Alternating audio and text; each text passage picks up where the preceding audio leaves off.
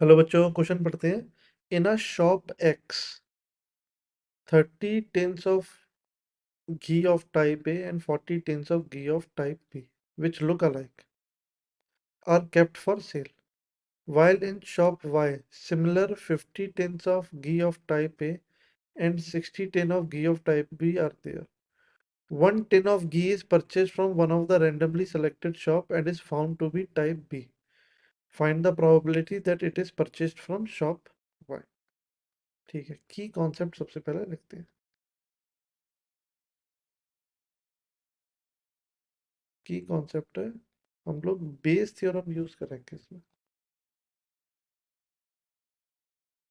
ये कैसे पता चलेगा कि बेस थ्योरम यूज करना है? तो जो भी प्रोबेबिलिटी के क्वेश्चन है, प्रोबेबिलिटी के क्वेश्चन में एक सबसे कॉमन कॉमन प्रोसीजर बोल दो, कॉमन एक स्टेप बोल दो, वो क्या रहना चाहिए कि you have to define events properly. Properly events define करोगे तो पता चल जाएगा कि कौन सी थ्योरम यूज करनी है ना। जैसे मैंने ए लिखा, ए इवेंट है घी of type A, B event है घी of type B, X event है शॉप एक्स से परचेज कराए घी, और इवेंट वाई है शॉप वाई से घी परचेज कराए। ठीक है, तो अगर कोई मेरे से पूछे probability of 30 tin of ghee of type A and 40 tin which look alike, okay, probability of type A given it is from shop X, it is 30 by 70, 3/7, right. 30 type का तो घी ए है, और टोटल 70 टिन्स है ना। 30 tins of ghee है, total 70 tins है। Probability of B given X 4/7, और देखो probability of A given Y, Y shop से आ रहा है 50 टिन्स अपॉन 110 टिन्स, टोटल 5/11, और probability of ghee B from shop Y is equal to 6/11।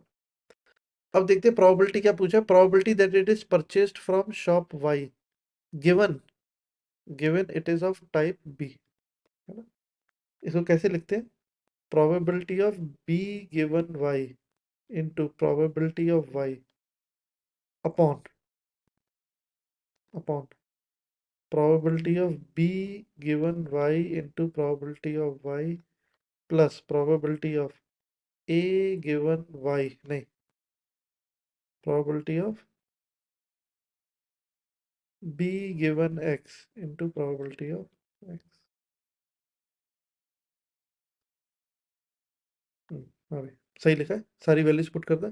Equal to probability of B given by 6/11 into probability of shop Y half होगा, है ना। Probability of, क्योंकि दो ही शॉप है तो दोनों की प्रोबेबिलिटी है हाफ और हाफ होगी, divided by probability of b given y 6/11 into half plus probability of b given x, b given x है 4/7 into half। अब ध्यान से देखिए, हाफ हाफ और हाफ ऊपर नीचे से कॉमन आके कैंसिल हो जाएगा, प्लस अगर मैं ऊपर नीचे 7 into 11 से मल्टीप्लाई कर दूं तो थोड़ा सा कैलकुलेशन क्या होगा, इजी हो जाएगा। चलिए, क्या आ गया ये, 6 into 7 upon 6 into 7 plus 4 into 11, 7 6 42 upon 42 plus 44, मतलब 42 अपॉन 86, 2 से कैंसिल हो जाएगा, 21 upon 43। This is the required probability. Thank you.